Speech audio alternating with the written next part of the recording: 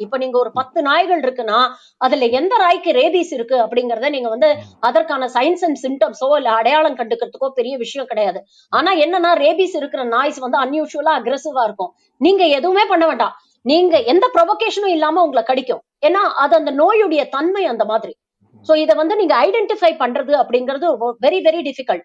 ஆனா ஒரு அக்ரெசிவான ஒரு நாய் இருந்ததுன்னா அது ஒரு ஆல்பா டாகா இருந்ததுன்னா அதை சுத்தி அது ஒரு கூட்டத்தை வந்து ஃபார்ம் பண்ணிக்கும். ஒரு சமூகத்துல வந்து நீங்க பாத்தீங்கன்னா தனியா ஒரு ஆள் இருந்தாருன்னா அவர் வந்து பெருசா வந்து சமூக விரோத காரியங்கள் எல்லாம் அதிகம் ஈடுபட மாட்டாங்க. ஆனா ஒரு கூட்டமா சேர்ந்தா ஒரு மாப் மென்டாலிட்டி வரும் இல்லையா?